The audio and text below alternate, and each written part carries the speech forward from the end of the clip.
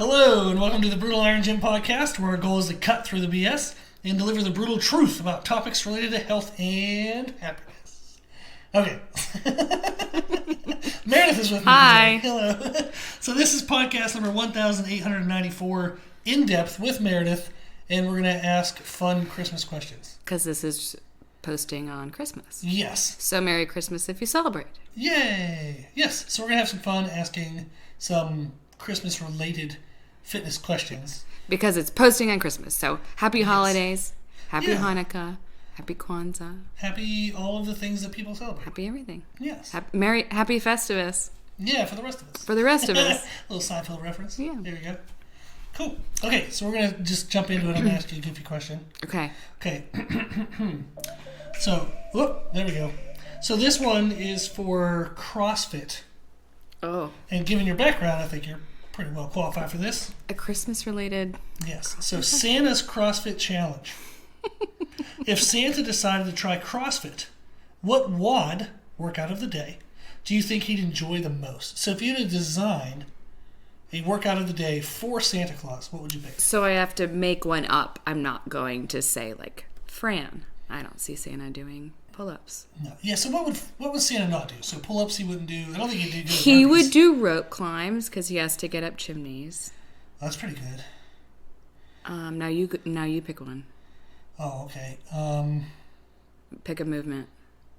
We won't go too long so we don't bore everybody. Well, I don't know. Let's see. They get a chance to think while we're thinking. They would do 9, because of 9. Isn't it 9 reindeer? Yeah. 8 in Rudolph? Yeah, so 9 rope climbs. That'd be a lot of rope climbs. That would just be it. Yeah. 9 rope climbs for time. Maybe that's it. Cookies and milk. Maybe that's it. 9 rope climbs for time. Yes. And you get cookies and milk when you're done. What is Santa? Paleo also, cookies. Shakes his belly with like a bowl full of jelly, so he can do Paleo like sit-ups. cookies. Sit-ups. Maybe do sit-ups. That way he's like fit. Yeah. Yeah. He has to sneak around people's houses. He has to do the speed rope, battle ropes. Oh, there you go. Battle ropes because of the sleigh. Oh, perfect. Okay. So all rope related things. So double unders. Oh my, there you go. Speed rope and rope climbs. Okay, so double unders would definitely exhaust the arms. Yeah. So going into rope climbs would be great. And then after rope climbs, you'd have to do battle rope. Yeah. And then that burns out the shoulders back into the jump rope. So that's typical CrossFit. Yeah, just You murder use everything. one muscle over and over and over. Until, until you fail. Okay, perfect. Okay. I like that. Done. Good. So we designed that. 9, 9, and 9. That works. Yeah. Okay, so now we have mistletoe mobility. Oh boy. Yes.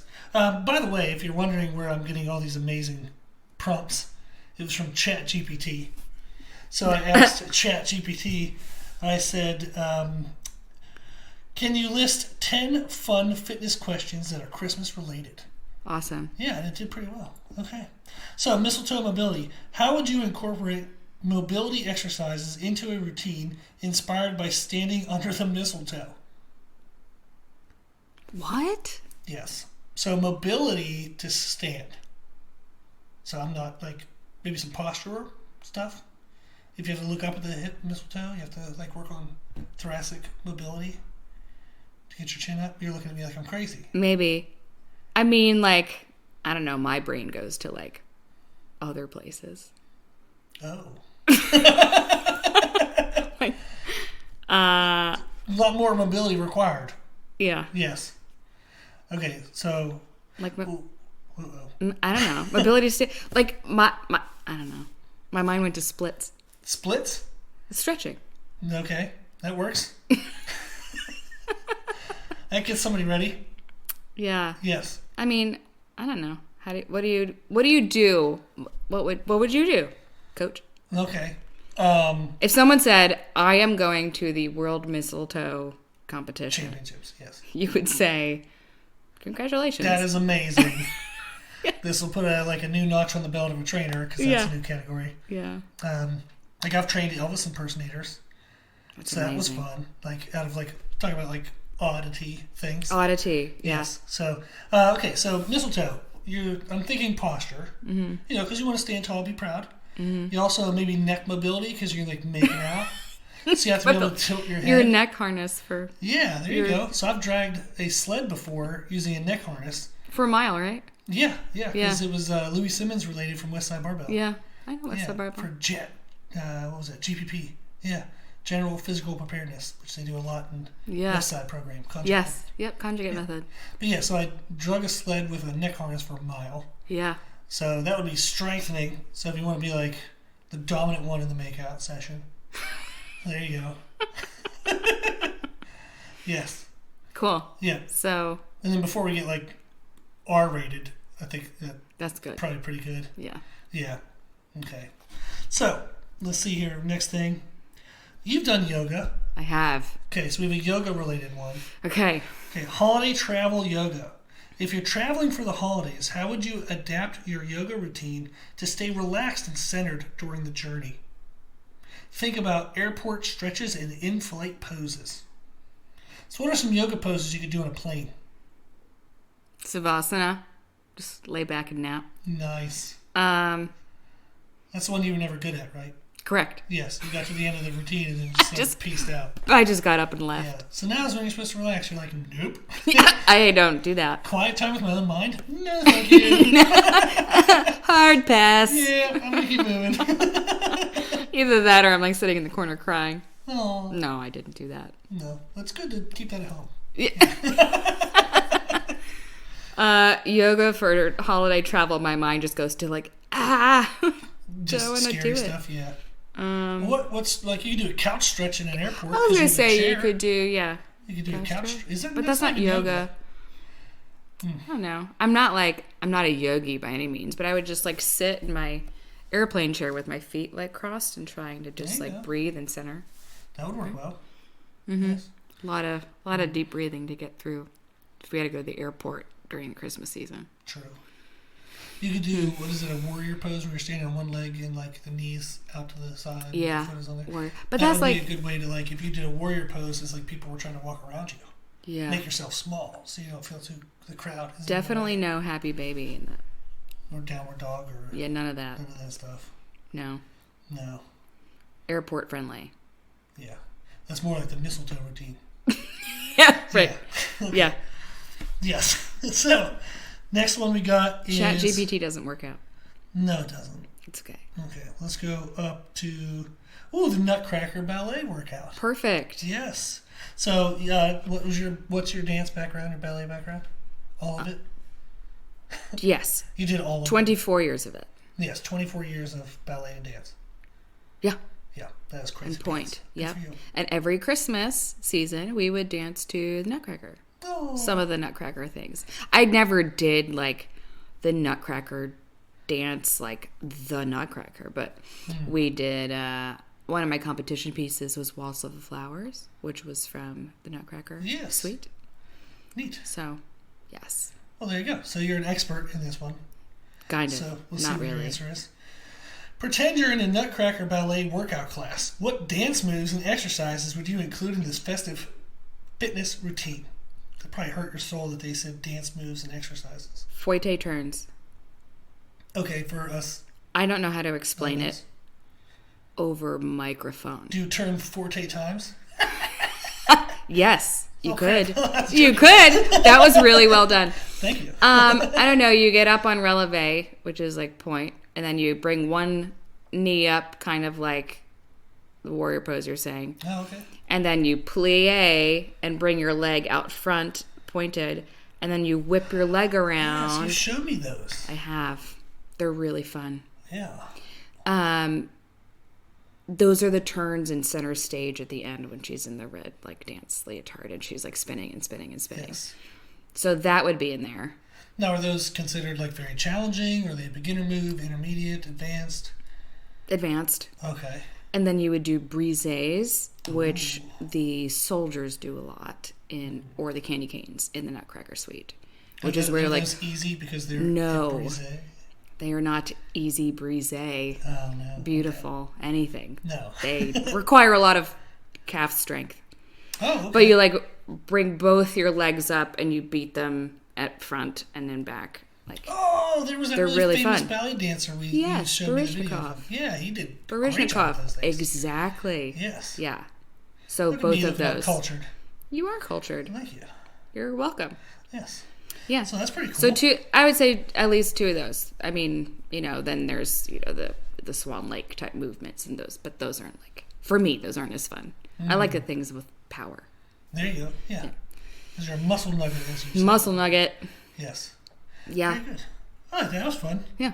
Okay, gingerbread house hit, which is high intensity interval training. Not smashing gingerbread houses. No. So create a high intensity interval training workout inspired by the construction of a gingerbread house. Oh yeah, before we were talking about the idea for this podcast, this one came up. And I was thinking about overhead presses. And I said, why in the world? For a gingerbread house? Yes, and I was thinking if I was the gingerbread man building a house that I would live in. Out of gingerbread. The ceiling would be a cannibal above my house. head. And that's a cannibal house. Oh wow, that's true. He's building it out of You can't do that. So it'd be like a human living in a human house, which is creepy. Don't do that. No. No. So what would a gingerbread house man, what would his house be made of? Candy canes. Oh, there you go. Or who lives in a gingerbread house? So we make gingerbread houses, right? Marshmallow snowmen. That's a very creative answer. But do snowmen need to stay warm? Like in a house? No, probably not. Maybe it's in the Arctic. Yeah, they don't want to gain weight. So they don't want freshly fallen snow to land on them. And then they would get overweight snowmen. So they have to build a gingerbread house to protect themselves from the snow that falls, which would make them gain weight. Amazing. Yes. You're so creative. Thank you. You're welcome. So if I was a snowman, I would build a gingerbread house because that would save me, but also I could eat it if I needed to. Or even if I didn't need to, if I just wanted to. You just wanted to. Yeah. Give me some sugar. So have you made gingerbread houses when you were younger? I have. Okay, what was your design model? Did you gotta go pretty? Did you eat half the food and half the materials? I made more gingerbread houses as a high schooler than I made as a little kid. That's interesting. Did you hang out with little kids? No. No. When I was a little kid, I did. When I was not a little kid, I did not. That's good. So why were you making gingerbread houses as a teenager? Not that there's anything wrong with because that. my girlfriend Kelly and I were straight edge and didn't do stuff. So we didn't. Instead of going to parties, she came over and we made gingerbread houses in our jammies. You are such a wonderful soul. Yeah. Yeah. I was the kid doing the other I stuff. know. Lighting your pants on fire with vodka, probably. Yes. Not both of those at the same time. But yes, I don't know, my houses look very realistic. As much as you can when you're making it out of M&Ms and frosting. True. You weren't greasing the hinges, but at least, opening functioning doors. Can you make functioning doors in a gingerbread house? I don't even know. Probably. I know that I've probably made a gingerbread house. My mom is probably crying inside because I don't remember. I know. Or outside. She's crying. But yeah, I'm sure I did because we had a daycare growing up. So we had a bunch of little kids around all the time. We can make a gingerbread house sometime. I don't know if I have the patience for it. But I can. It could be a practice in patience. There you go. We can do that. Yeah. I'm relatively patient. You're a pretty patient person. As long as nothing I'm using to build the gingerbread house falls on the floor. Yes. So then I will have this pet peeve is she doesn't like bending over to pick something up. I don't have patience for that. Which is a little ironic because you're so close to the floor. I'm so short. You're it should be very easy. I'm 5'2". Okay, my bad. I'm so sorry. Way off. 2 inches matter. Yes. So, then one of my pet peeves is technology. If it doesn't work, if it doesn't work the way I wanted it to work, not the way it should, the way I want it to, which is very different. I'm aware. Yeah. But if it doesn't work the way I want it to, I get very frustrated. Yeah, that's a normal frustration. Mine is weird. My frustration is weird.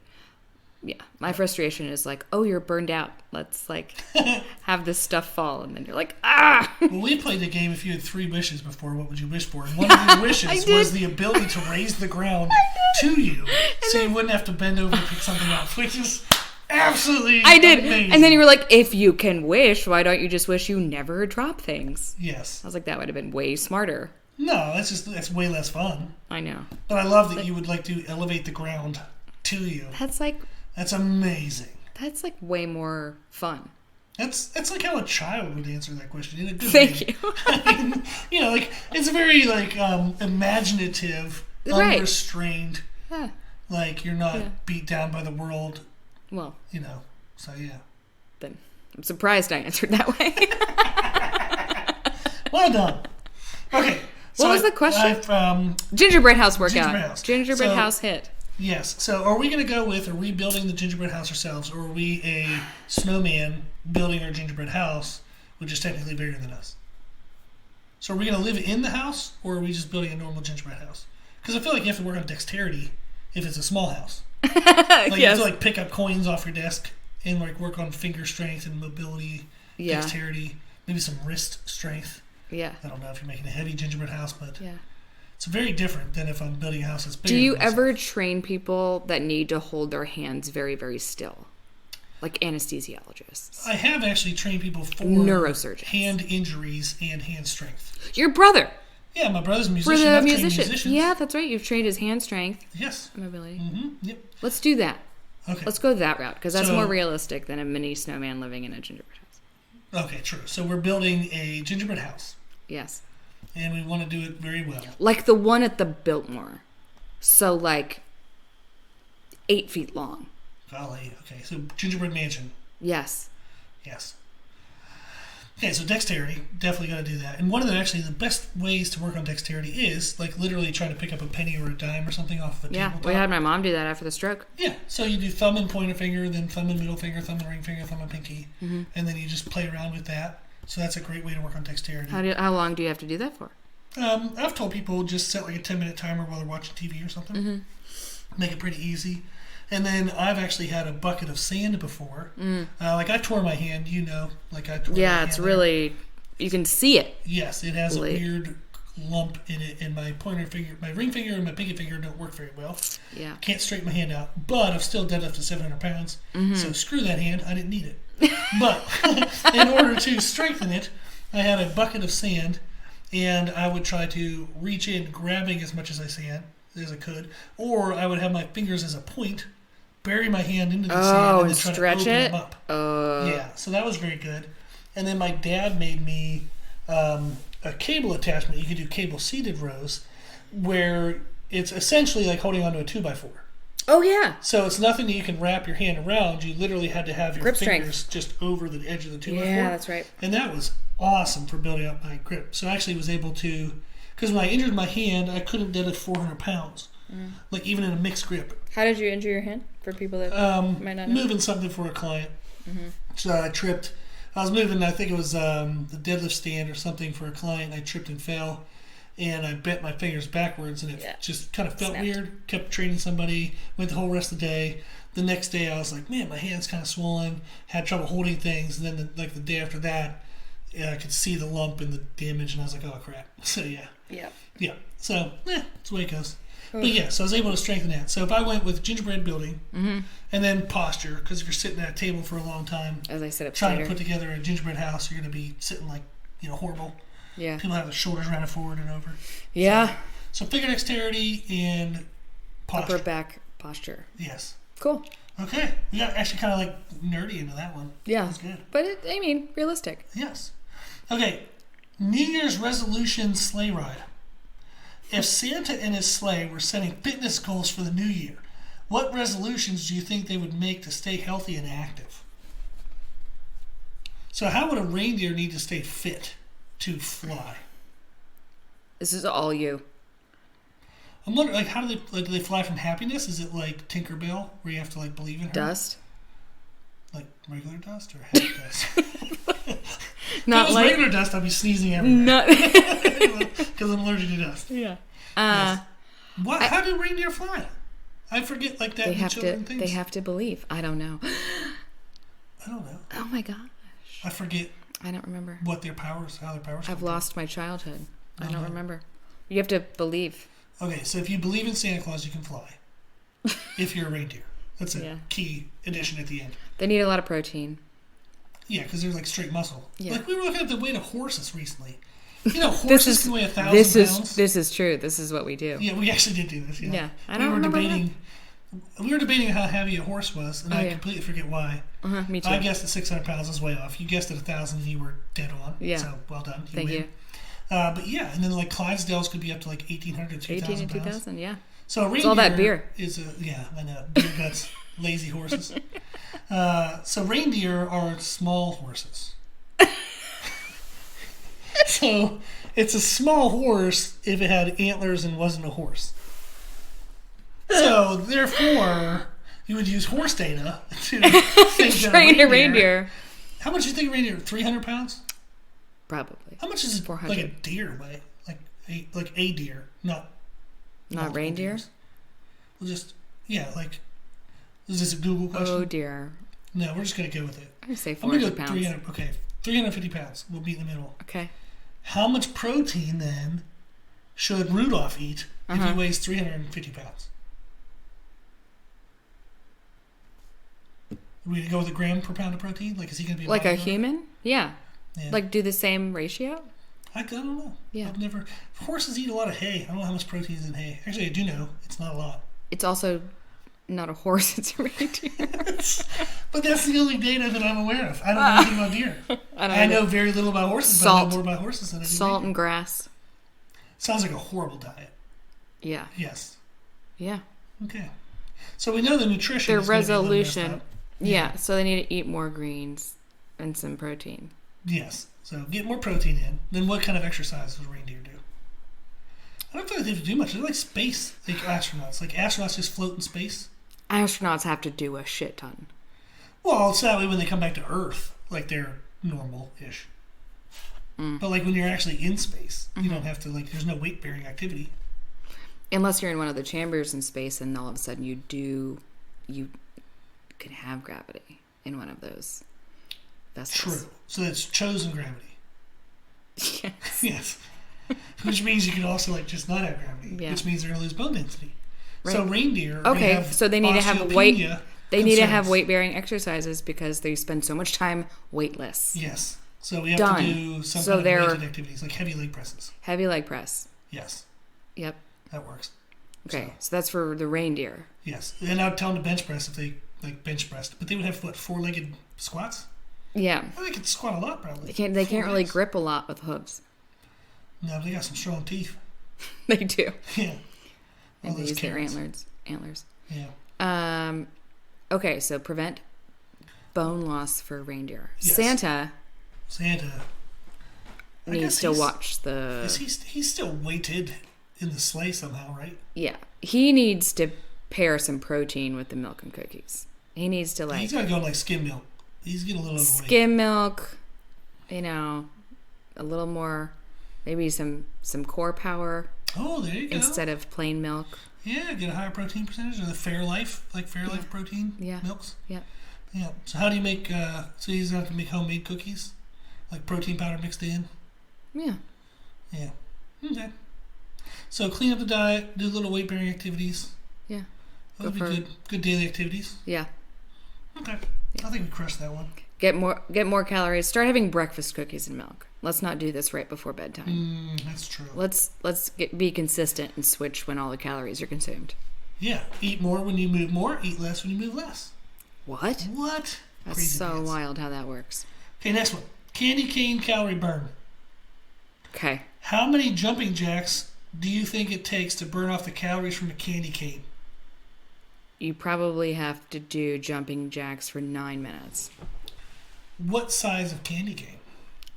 A normal candy cane. But they make well, if I have to explain that it's miniature, then it's not normal. So that's true. Yes, not the ones that you get at the doctor's office that are all broken and wrapped in individual little itty bitty things that are The 2 ones that inches you long. would actually use The to ones build that you a would- gingerbread house. Yes. Yeah. Or the ones that you would hang on a tree that we don't do, but you That's could hang true. it on a tree. Those. Okay. I think one of those is between 60 and 90 calories depending on what you buy. This is my Weight Watchers coming out. Yeah. 2 points for a candy cane. Okay. It was at one point. So that's 90 calories? So that's between 60 and 90? that's between 80 and 120 calories. Okay, so if I'm I pretty had to sure burn candy cane was 100 90. calories, how many jumping jacks would I have to do? 10 minutes of jumping jacks. Good God, For me. I'm not eating that. For you, I don't know, you could sneeze and burn 100 True. calories. I could just think of doing jumping jacks. I think I could burn 100 calories. Yeah. Yes. You're probably right. Mm-hmm. Yeah. I think it would scare most people if they realized how much they had to eat to burn off. I mean, how much they had to exercise to burn off like certain foods. It's kind of mind-blowing. Because like an hour of weight training, like I'm not talking about high intensity interval training, but like decent weight training, you're gonna burn like ish 500 calories, like 400, 500 calories. Yeah, that's it. Now people are gonna argue like I burned 1,000 calories in Orange Theory. I was just about to use that as the example. Yeah, it's like that's a general calculation. It's not 100% accurate, and really good for though, you, but I don't think you actually got to 1,000. Orange Theory for a while during my prep for my bodybuilding. Orange Theory was my cardio. Like I still went and I did. Nice. I still had my training sessions in the morning. Yeah. That was like really heavy for a full hour. Mm-hmm. And then I did Orange Theory later in the day for cardio. Or I did Orange Theory in the morning and then that. I even did, like, I would do back-to-back CrossFit classes for cardio. God, after doing, weight training in the morning. It was you were crazy pants. It was fun. Yeah. We did Barry's boot camp together, and that we did. Was wild. You did do that. You Yes. got through. You also tried Murph. Like you've earned some cred. You've done some cool stuff. I did Murph at like 290 pounds. You did. And I had heat stroke and was shin in a tub splints at home with ice. Rumple shin splints. Rumple shin splints. We had to fill up the tub with ice so I could lay in it and try not to die. It was great. Yes. So I was not built for that. Yeah. Yes. I did it like 5 years after doing it. Yeah, it was a 5 big years little later. break, and then you came back and crushed it. I didn't really crush it. I feel like you crushed it. I did it, but I didn't crush it. Yeah.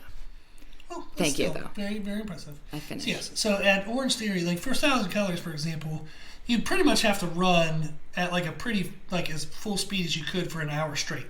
So Orange Theory? Just in general, like if somebody wanted to burn 1,000 calories. Oh yeah. It's roughly run for an hour. Straight. As fast as you can. But like it's like wear a 1,000 weighted calories. vest. Yeah. So if you're trying to burn 500 calories, it's a pretty good, substantial workout you got to do. This is why, I was talking to a client recently, and they were asking, like, they wanted to lose weight, and they're like, I just struggle all the time. I cut calories. I'm like, why don't you just move more? Yeah. And they had not tried that approach. They were doing no exercise. Cutting calories and no less. exercise. Yeah, and I was like, oh my Good gosh. God, your metabolism. Yeah, I was like, even if you go for 10-minute walks a couple times a week, like, get your step count up. All the cliches of, like, park further away and walk up. No, but really, it helps get get your step count up. Yeah. Yeah. Mm-hmm. And then that way you don't have to eat so much less, which is pretty hard on cravings and stuff. Yeah, your cravings get really wild if you just like restrict. Mm-hmm. Yeah. Very true. Mm-hmm. Okay. Let's go. Let's see here. If you had to create a workout routine inspired by Christmas carols, what exercises would you associate with the popular holiday tunes? I'm thinking like Jingle Bells. I was gonna go like 12 days of Christmas and then do it like CrossFit workout style, where you could do like a movement of a 12 and then a 10, like 12, 11, nice. 10, 9, 8. Yeah. Well, that would be a great structure then. Okay. Yeah. So we would go 12 movements. And then you do it like the Bring Sally Up. What is it? Flower. Yeah. Right? So because you have to like keep repeating it because it's like partridge in a pear tree, and then 2, then 2, 1, and then 3, 2, 1, and then 4, 2, 1. Wow, that's I think we might have actually done that in CrossFit one year once. Yeah. But yeah, and then you end up you're just moving for an hour and a half. Yeah, that's like a bajillion repetitions. Yeah. So what would you do as your one? Like, would that be a heavy muscle lift? up? Oh, okay. Yeah, maybe a snatch. Okay. Because even though you have to repeat it a lot, it's only a 1 rep. So it's probably going to be... It'd be like an 80, 65, 85% 90, kind of max, like, effort-ish thing. Well, think of, like, the number... It depends on what you're pairing it with. Very true. Very true. So, like, for me, I'd probably prefer a clean and jerk as the 1 rep. Oh. And they're fun. Snatches are fun, but, like, I don't know. Yeah. Really technical to do. So maybe someone's doing it 65, 95, and it's not very heavy. So you do that as the 1. Cherry on top. There you go. Yeah, and if you're going to be exhausted and it's highly technical, you can't really do it very heavy. Yeah. What would you do as your 12? Because, like, I'm lazy in a like kind of a bodybuilder I'm background. not lazy. In like fitness, I'm not going to choose like 12 miles.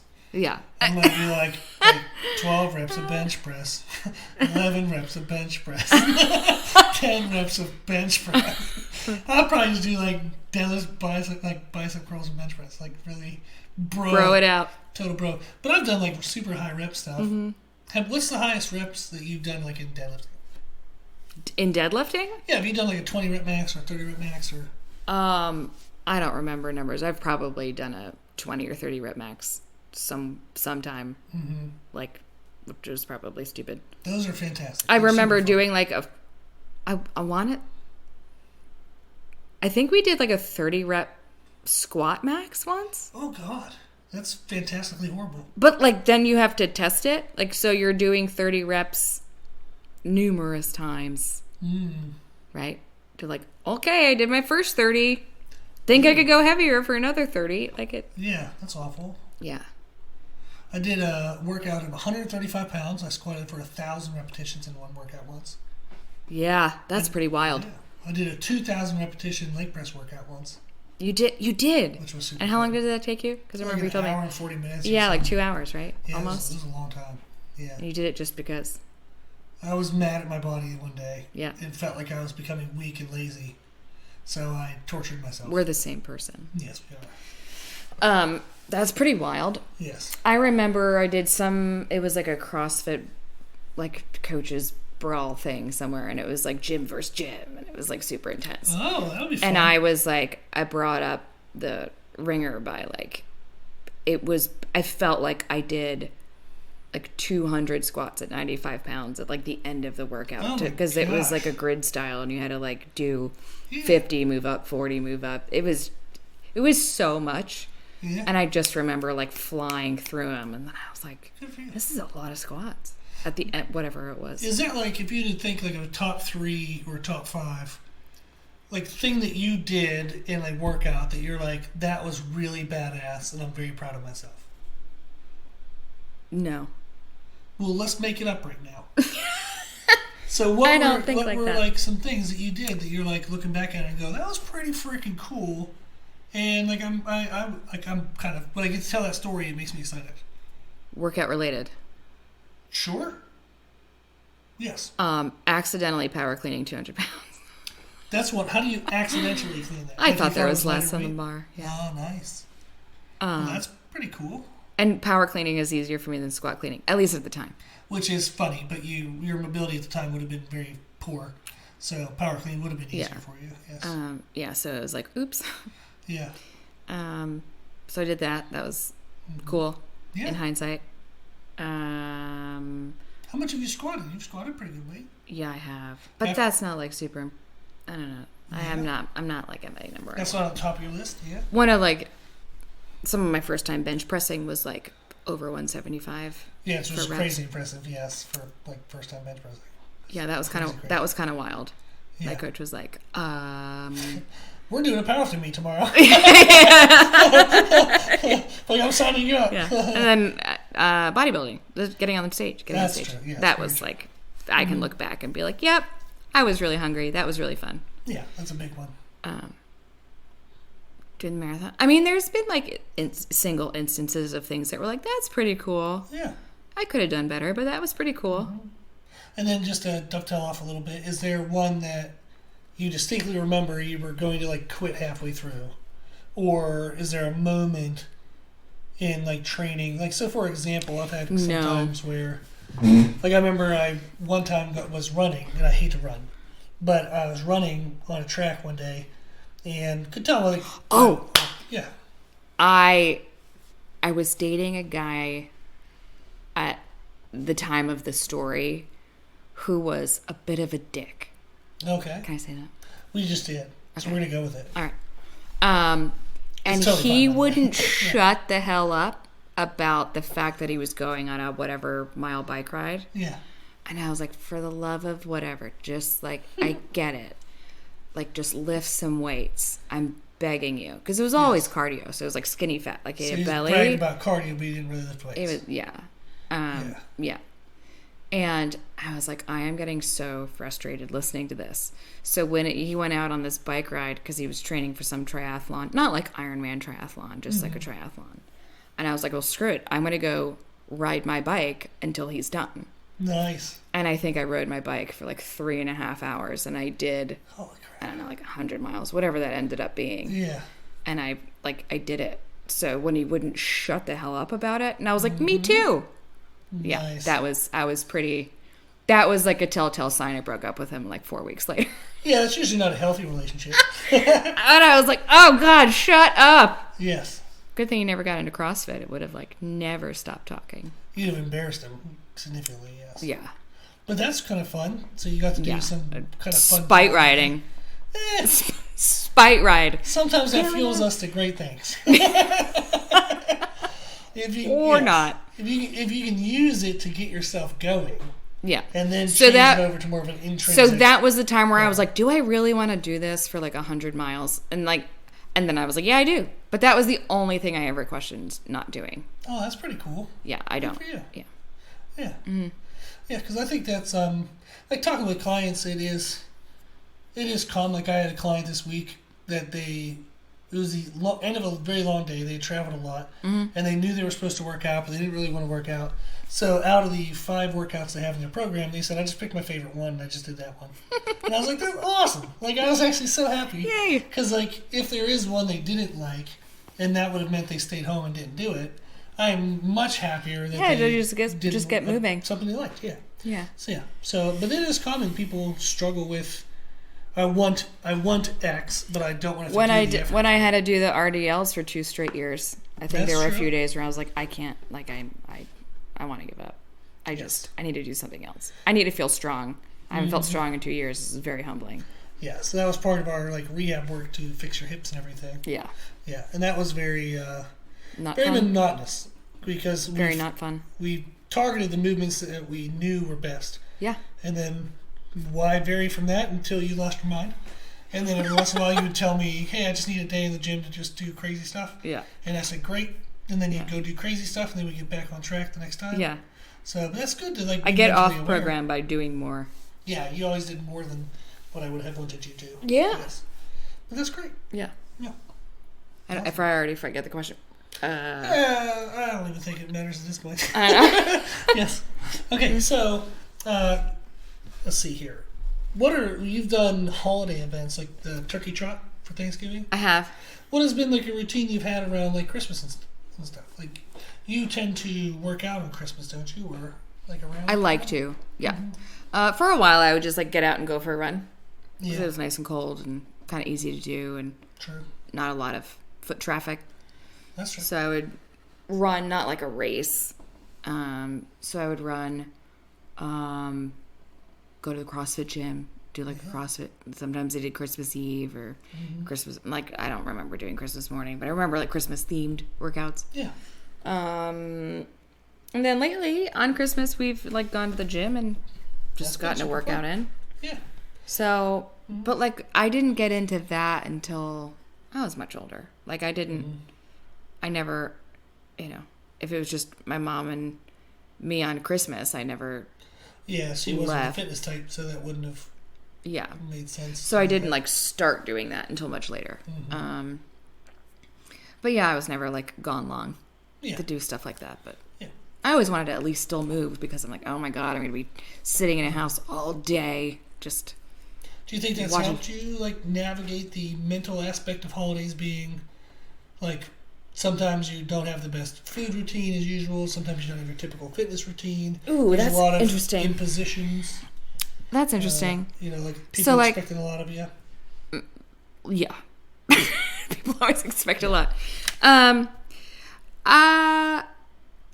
I think like going through the stages of like eating and holidays, right? So there was a time I was either in my binging phase or my restricting phase, right? So it was always like whatever I read in like Glamour magazine that said, okay, to curb holiday whatever, eat before you go.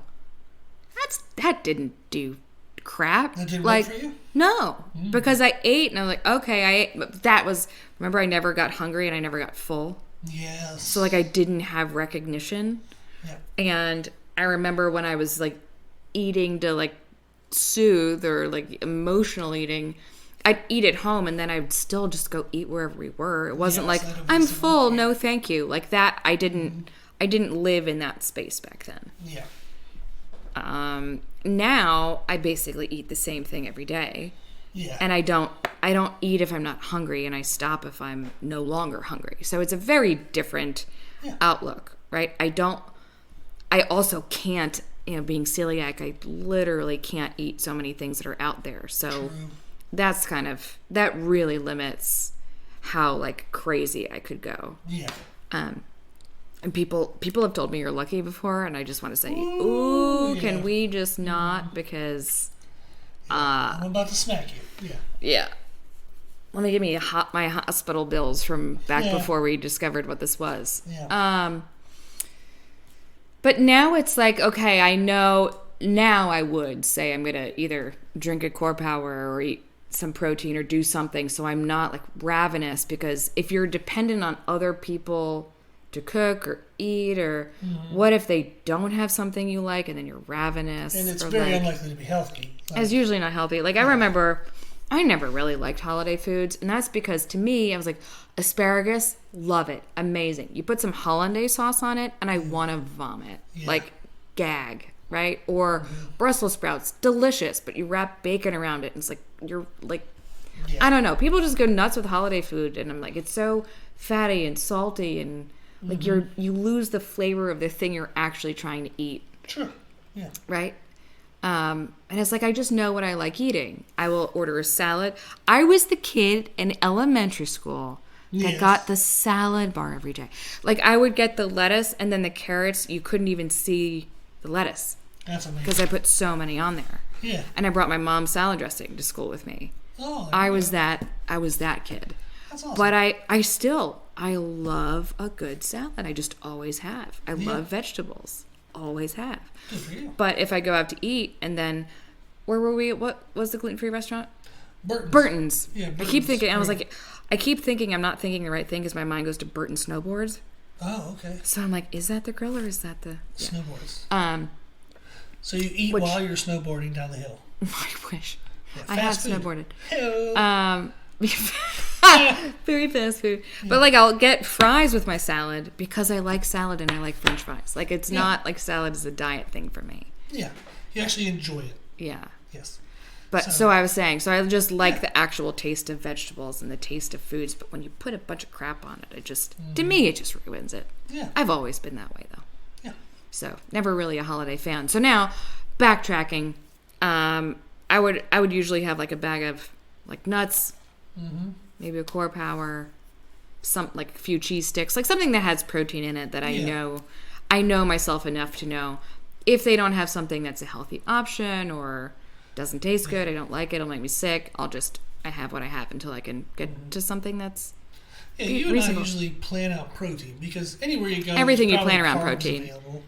Yeah. But there's rarely, it's really hard to find protein. Even if you stop at a QT, you can't find protein. It's challenging. You have to do the nuts, a Core drinks, Power, a hard-boiled egg that's been sitting there for months. The cheese sticks with the meat mixed in. Oh, yeah, I've done it a couple times. Yeah, and that's more fat than protein, but at least it's something. Yeah. Yeah. But it's really hard to find. Yeah. So I think at holidays, like, one of the things would be is to plan your protein ahead. I think that can help. And then when you go to eat in a social event, like I do, like I'll get enough of something where I get like 3 or 4 bites. Because I'm like, I wonder if that's any good. Yeah, so you try it. Like a scoop. You taste. Yeah, so like usually when we go, like I get maybe even not even a full plate, but a little bit of everything. Tried it. Okay, it's nice. But I'd rather, eat the food I know, stay comfortable with my foods. Well, and you, I'm on track. Yeah, you're allergic to canola oil, and I can't eat wheat. True. So we just don't go out to eat.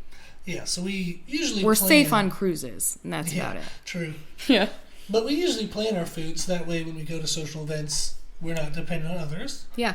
And you don't have this, like, all of a sudden by the time you get there, you haven't eaten in 6 to 8 hours or something. Yeah. So planning food ahead is good. And then I think moving is very helpful.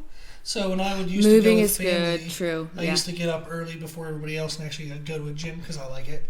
But I would get up at 5:30, 6 o'clock, go to Yeah. like a YMCA, which was by my brother's house, That's true. get a workout in, and then the rest of the day I felt like I'd already taken care of myself. Yeah, that's how I feel. So then I too. felt more peaceful at family events. I didn't Yeah. feel like edgy that I was missing a day of progress or wasting a day Yeah. or wondering when I was going to get XYZ in Yeah. for myself.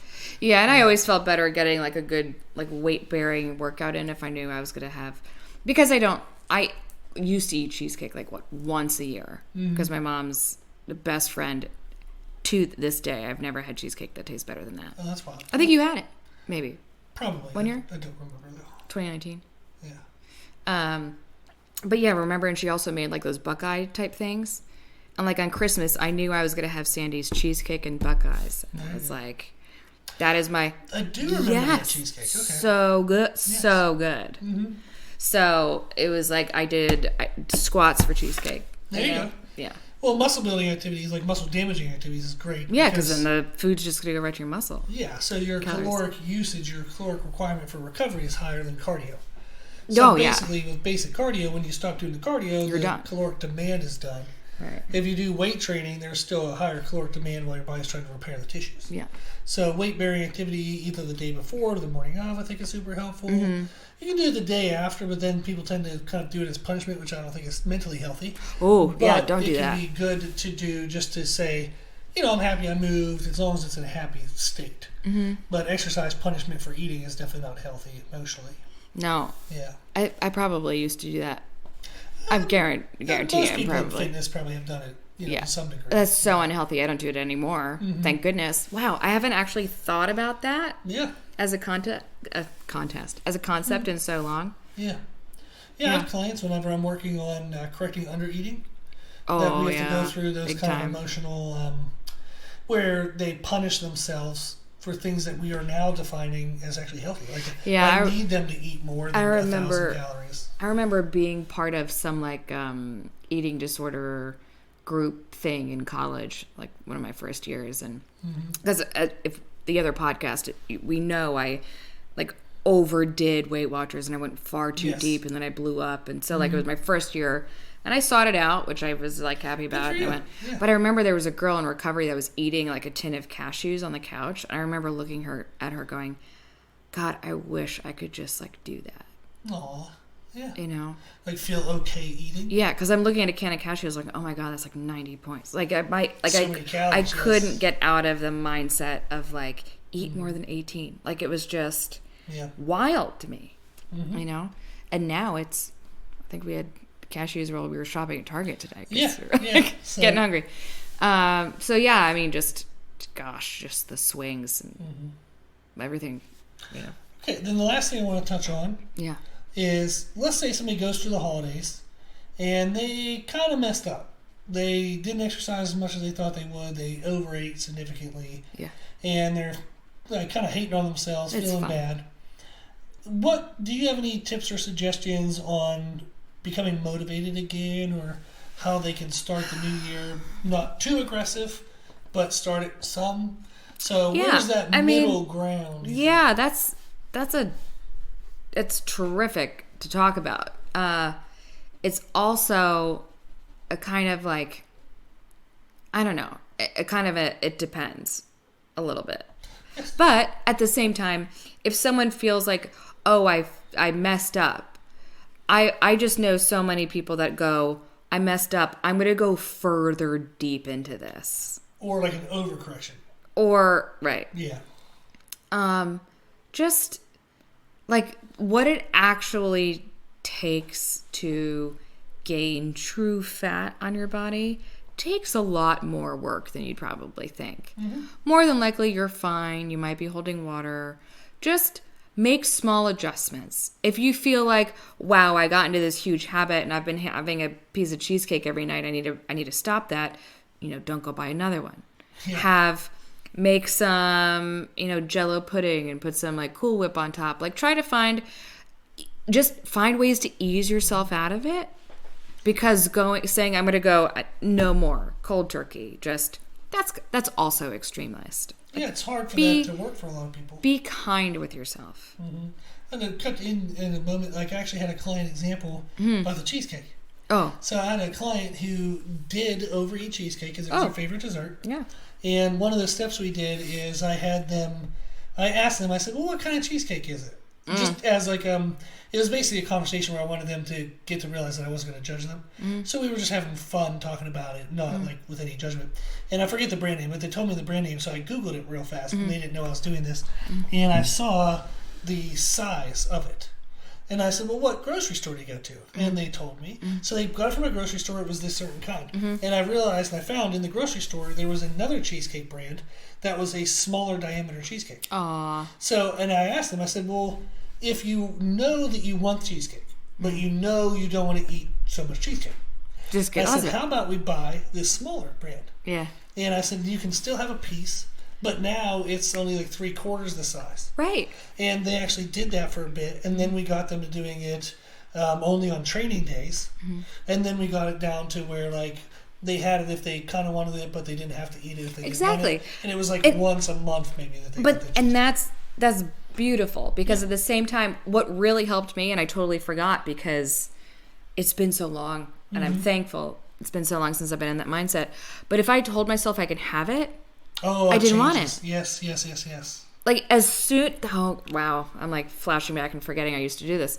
But as soon as I set something off limit, I wanted it more. No, it's hard. Yeah. Mentally, I wanted it more. So if I told myself, you know what, I can have it, I could fit it in my diet if I wanted to, then I didn't want it. Yeah. So easing yourself out, finding alternatives, realizing nothing is really bad, and you'll be okay. You know, if you went a little deep in the holidays, it's all right. Just eat a healthy breakfast the next day. One wild weekend isn't going to add like 50 pounds of fat. You're going to be fine. No. You know? And then something like that was a fun topic there is what I did with ice cream, because I wanted to give up ice cream for a little while because I was overeating it. Yeah. Is I told myself that I could have it if I wanted it. Right. But I've had it before, and I know what it'll do. Yeah. I know what having that ice cream will do. Is it's going to taste great, and then I'm going to feel bad that I had it afterwards. Yeah. I'm going to be one day further from my goal. Yeah. So I would actually walk into the ice cream aisle, look at the flavors, and I would like one of my favorite was white chocolate raspberry. Oh yeah. And I'm like, okay, I know what that tastes like. I can get it if I want it, but I know what it tastes like. I look at the chocolate peanut butter, and I'm like, I know what that tastes like. It's delicious. But I already know what that tastes like. And I remember telling myself, like... You're also naming Quest bars. That's true. But I was like, but do you know what six-pack abs taste like? Do you know how it tastes to go home and say, I didn't buy the ice cream? Mm-hmm. You know, so I gave myself the permission if I wanted to, but I realized I didn't want to. I didn't want the outcome of it. Mm-hmm. And like you said, is giving yourself the permission to make the choice is huge. And taking the choice away is very hard. Part of that is knowing you have no self-control. So, true. Like, you can't buy a container of ice cream because you'll eat all of the ice cream. Well, that's because they're single serving. Whereas me, if I buy a pack of something and I'm like, I'll have one, I might have the second one like 8 weeks later. Yes. So, or Rob finds them and they're gone. Is for Halloween we got Reese's Cups. We got Reese's Cup and Snickers. Yeah, we did. Yes, and we found one kid who didn't like either for some reason, which was amazing. Yeah. But we had a bunch of Reese's Cups left over because I might have hid them from the kids. And then at the end of the day, we're like, oh, wow, there's a lot of Reese's Cups. And I'm like, yeah, I can have these as a pre-workout snack, you know, or if I'm ever between meals. Obliterated. Yeah, in like 3 days, I eat like 30 Reese's Cups. It was delicious and amazing. Yeah. Yes. Meanwhile, like 10 could last me all year. Yeah. Well, I left one for Meredith. You did. It's in the freezer. It's still in the freezer. Is it still in the freezer? Absolutely. I'm not going to eat it because I told her I'd save her one. Yeah. And I literally meant one. So I saved her one, and now I won't. I have to go look. Yes, absolutely. Absolutely. So, because I love her more than I love Reese's Cups. Yes. It's still there. Yeah, I love you more than I love Reese's Cups. Case in point. Yes. I gotta have like, 3 Reese's Cups and they last me forever. I love them, but like, I just don't want one right now. Yeah, and that's the fun part is like, what I like how you answered is when I asked the initial question is it depends. Mm. And from hearing some stories in the podcast and hearing stories with clients is one of the things I love about my job is you get to work with people one-on-one. Yeah. And everyone is a little different. Like, there isn't always a one-size-fits-all You can't. answer. You can't have a one-size-fits-all. Yeah. That's So- why I'm like generalities, right? Wean off. Alternatives. Alternatives helped me a You're lot. giving options of answers, which is what I love. Yeah, alternatives helped me a lot. Because a lot of times people, like, somebody quits cold turkey and they're like, well, that's the only way to do it. And I'm like, no. It works for you, congratulations, and it might work for other people, but that's not the only way. Yeah. There are other options. Yeah. Could be. Yeah. Yeah. So, okay, so to wrap things up, Merry Christmas, everybody. Merry And Christmas. what I would like to leave with is, after the holidays are over, after, like, the New Year's and we're getting back into, like, regular life, and I would hope that people enjoy the season, but they feel like they can come into the new year as a new person and, like, keep crushing goals, keep moving forward, keep progressing. Yeah. So I wish you the best of luck in that. And I'm trying to think of, like, what might be a motivational phrase or lessons or small things that you do that help you progress every day. So if you're coming out of a time of season of happiness, Progress over perfection. yes. So that's a good tip. So how do you apply that? Just one little bit. Just do something that works towards that goal. Just one little thing. Yeah. It's okay. And we've done that in the past, like we 20-minute cardios. Yeah. So we said, hey, I might not have the energy or the time or the desire to work out for an hour a day, but I can at least go for a 20-minute walk or a 10-minute walk. Yeah. Do 30 seconds of bodyweight squats while I'm waiting for something to microwave, which I've done. Yeah. It's just that progress over perfection. just something. A little bits add up. It's knowing that you did something for you that day. Mm-hmm. You made a better choice that day. There was something about that during that day where you made a better decision. Yeah. That's the progress. I like It doesn't have to be perfect. So one thing each day, and then my thing to pair with that I'll leave you with is do it as early in the day as possible. True. So the longer you wait, the more tired you get. And that's even decision fatigue, let alone physical tiredness. And we tend to make poorer choices because we're looking for less friction, less challenge, less stress. So we're looking for things to be easier and more convenient later in the day. Yeah. Typically, what will progress us and move us forward is not easy, is not convenient.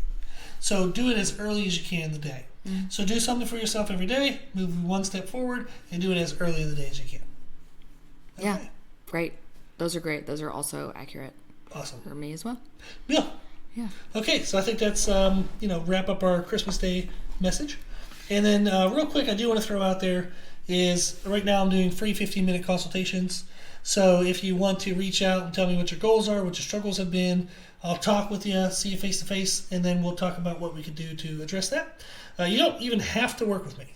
I've actually just enjoyed getting to do the 15-minute consultations. It's nice to get to meet people Yeah. and see them face to face, talk about different things. I learn something from every conversation, so I benefit a lot. But if you're interested in that, you can sign up just via email, brutalirongym@gmail.com. You can also go to our website, which is www.brutalirongym.com. We have our one-on-one services page. You can check out and see all the different options. We have a ton of free information there as well. But I just want to throw that out there is that if you're looking for help or you just want someone to talk to, we're always here. Cool. Okay, if you like the podcast, please share the podcast. If you like the podcast, please consider donating to support the podcast, which you can do on our website. Also, if you like the information we share in the podcast, you can find more from us on our social media channels. You can find us and follow us on Instagram and YouTube under the name Brutal Iron Gym. Thank you, Meredith, for being here with us. Thank you. Yes, and then as always, I hope this was helpful, and thank you for listening.